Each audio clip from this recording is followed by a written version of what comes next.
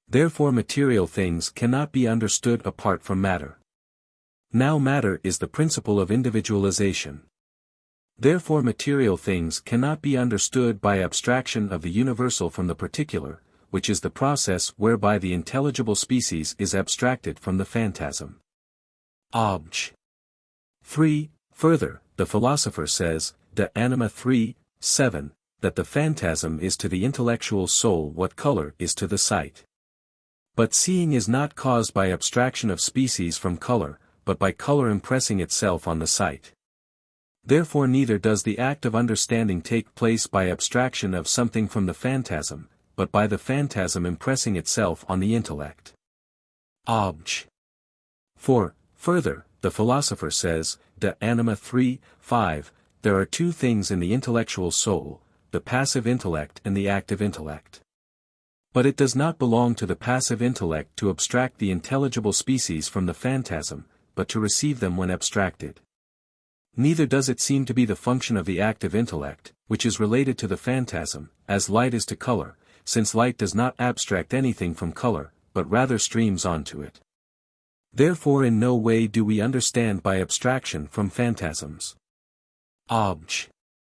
5. Further, the philosopher, De Anima 3, 7, says that, the intellect understands the species in the phantasm, and not, therefore, by abstraction. On the contrary, the philosopher says, De Anima 3, 4, that things are intelligible in proportion as they are separate from matter. Therefore material things must needs be understood according as they are abstracted from matter and from material images, namely, phantasms. I answer that, as stated above, 84 Quetzales, a. 7, the object of knowledge is proportionate to the power of knowledge. Now there are three grades of the cognitive powers. For one cognitive power, namely, the sense, is the act of a corporeal organ. And therefore the object of every sensitive power is a form as existing in corporeal matter. And since such matter is the principle of individuality, therefore every power of the sensitive part can only have knowledge of the individual. There is another grade of cognitive power which is neither the act of a corporeal organ, nor in any way connected with corporeal matter. Such is the angelic intellect, the object of whose cognitive power is therefore a form existing apart from matter, for though angels know material things, yet they do not know them save in something immaterial, namely, either in themselves or in God. But the human intellect holds a middle place, for it is not the act of an organ, yet it is a power of the soul which is the form of the body, as is clear from what we have said above, 76 Quetzales, 1. And therefore it is proper to it to know a form existing individually in corporeal matter, but not as existing in this individual matter. But to know what is in individual matter, not as existing in such matter, is to abstract the form from individual matter which is represented by the phantasms. Therefore we must needs say that our intellect understands material things by abstracting from the phantasms. And through material things thus considered we acquire some knowledge of immaterial things, just as, on the contrary, angels know material things through the immaterial. But Plato, considering only the immateriality of the human intellect, and not its being in a way united to the body, held that the objects of the intellect are separate ideas. And that we understand not by abstraction, but by participating things abstract, as stated above, 84 Quetzales, a. 1. Reply Obj. 1. Abstraction may occur in two ways, first, by way of composition and division. Thus we may understand that one thing does not exist in some other, or that it is separate therefrom. Secondly, by way of simple and absolute consideration, thus we understand one thing without considering the other. Thus for the intellect to abstract one from another things which are not really abstract from one another, does, in the first mode of abstraction, imply falsehood. But, in the second mode of abstraction, for the intellect to abstract things which are not really abstract from one another, does not involve falsehood, as clearly appears in the case of the senses. For if we understood or said that color is not in a colored body, or that it is separate from it, there would be error in this opinion or assertion. But if we consider color and its properties, without reference to the apple which is colored, or if we express in word what we thus understand, there is no error in such an opinion or assertion, because an apple is not essential to color, and therefore color can be understood independently of the apple. Likewise, the things which belong to the species of a material thing, such as a stone, or a man, or a horse, can be thought of apart from the individualizing principles which do not belong to the notion of the species. This is what we mean by abstracting the universal from the particular, or the intelligible species from the phantasm, that is, by considering the nature of the species apart from its individual qualities represented by the phantasms. If, therefore, the intellect is said to be false when it understands a thing otherwise than as it is, that is so, if the word otherwise refers to the thing understood, for the intellect is false when it understands a thing otherwise than as it is. And so the intellect would be false if it abstracted the species of a stone from its matter in such a way as to regard the species as not existing in matter, as Plato held. But it is not so, if the word otherwise be taken as referring to the one who understands. For it is quite true that the mode of understanding, in one who understands, is not the same as the mode of a thing in existing, since the thing understood is immaterially in the one who understands, according to the mode of the intellect, and not materially, according to the mode of a material thing. Reply Obj. 2. Some have thought that the species of a natural thing is a form only, and that matter is not part of the species. If that were so, matter would not enter into the definition of natural things. Therefore it must be said otherwise, that matter is twofold, common, and sinate or individual, common, such as flesh and bone, and individual, as this flesh and these bones. The intellect therefore abstracts the species of a natural thing from the individual sensible matter, but not from the common sensible matter. For example, it abstracts the species of man from this flesh and these bones, which do not belong to the species as such, but to the individual, Metaph. 7, did. 6, 10, and need not be considered in the species, whereas the species of man cannot be abstracted by the intellect from flesh and bones. Mathematical species, however, can be abstracted by the intellect from sensible matter, not only from individual, but also from common matter, not from common intelligible matter, but only from individual matter. For sensible matter is corporeal matter as subject to sensible qualities, such as being cold or hot, hard or soft, and the like, while intelligible matter is substance as subject to quantity. Now it is manifest that quantity is in substance before other sensible qualities are. Hence quantities, such as number, dimension, and figures, which are the terminations of quantity, can be considered apart from sensible qualities. And this is to abstract them from sensible matter, but they cannot be considered without understanding the substance which is subject to the quantity, for that would be to abstract them from common intelligible matter. Yet they can be considered apart from this or that substance, for that is to abstract them from individual intelligible matter. But some things can be abstracted even from common intelligible matter, such as being, unity, power, act, and the like. All these can exist without matter, as is plain regarding immaterial things. Because Plato failed to consider the twofold kind of abstraction, as above explained, ad 1, he held that all those things which we have stated to be abstracted by the intellect, are abstract in reality. Reply Obj. 3. Colors, as being in individual corporeal matter, have the same mode of existence as the power of sight, therefore they can impress their own image on the eye. But phantasms, since they are images of individuals, and exist in corporeal organs, have not the same mode of existence as the human intellect, and therefore have not the power of themselves to make an impression on the passive intellect. This is done by the power of the active intellect which by turning towards the phantasm produces in the passive intellect a certain likeness which represents, as to its specific conditions only, the thing reflected in the phantasm. It is thus that the intelligible species is said to be abstracted from the phantasm, not that the identical form which previously was in the phantasm is subsequently in the passive intellect, as a body transferred from one place to another. Reply Obj. 4. Not only does the active intellect throw light on the phantasm, it does more, by its own power it abstracts the intelligible species from the phantasm. It throws light on the phantasm,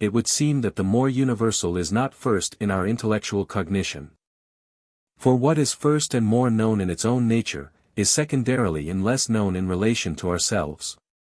But universals come first as regards their nature, because that is first which does not involve the existence of its correlative, category. 9. Therefore the universals are secondarily known as regards our intellect. Obj. 2. Further, the composition precedes the simple in relation to us. But universals are the more simple. Therefore they are known secondarily by us. Obj. 3. Further, the philosopher says, Phys. I. 1, that the object defined comes in our knowledge before the parts of its definition. But the more universal is part of the definition of the less universal, as animal is part of the definition of man. Therefore the universals are secondarily known by us. Obj. 4. Further, we know causes and principles by their effects. But universals are principles. Therefore universals are secondarily known by us. On the contrary, we must proceed from the universal to the singular and individual, Phys. I. 1. I answer that, in our knowledge there are two things to be considered. First, that intellectual knowledge in some degree arises from sensible knowledge, and, because sense has singular and individual things for its object, and intellect has the universal for its object, it follows that our knowledge of the former comes before our knowledge of the latter. Secondly, we must consider that our intellect proceeds from a state of potentiality to a state of actuality.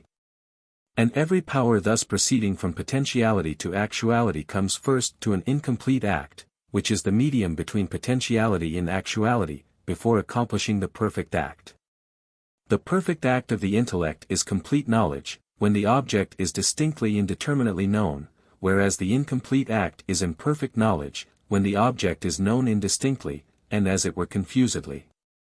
A thing thus imperfectly known, is known partly in act and partly in potentiality, and hence the philosopher says, Phys. I. 1, that, what is manifest and certain is known to us at first confusedly. Afterwards we know it by distinguishing its principles and elements. Now it is evident that to know an object that comprises many things, without proper knowledge of each thing contained in it, is to know that thing confusedly.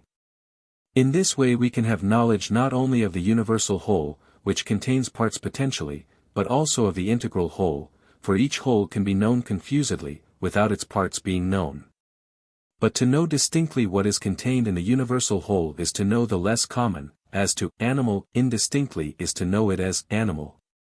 Whereas to know animal distinctly is know it as rational or irrational animal, that is, to know a man or a lion, therefore our intellect knows animal before it knows man. And the same reason holds in comparing any more universal idea with the less universal. Moreover, as sense, like the intellect, proceeds from potentiality to act, the same order of knowledge appears in the senses. For by sense we judge of the more common before the less common, in reference both to place and time. In reference to place, when a thing is seen afar off it is seen to be a body before it is seen to be an animal. And to be an animal before it is seen to be a man, and to be a man before it's seen to be Socrates or Plato. And the same is true as regards time, for a child can distinguish man from not man before he distinguishes this man from that, and therefore, children at first call men fathers, and later on distinguish each one from the others, Phys. I. 1. The reason of this is clear, because he who knows a thing indistinctly is in a state of potentiality as regards its principle of distinction, as he who knows genus is in a state of potentiality as regards difference. Thus it is evident that indistinct knowledge is midway between potentiality and act. We must therefore conclude that knowledge of the singular and individual is prior, as regards us, to the knowledge of the universal. As sensible knowledge is prior to intellectual knowledge. But in both sense and intellect the knowledge of the more common precedes the knowledge of the less common. Reply Obj. 1. The universal can be considered in two ways. First, the universal nature may be considered together with the intention of universality.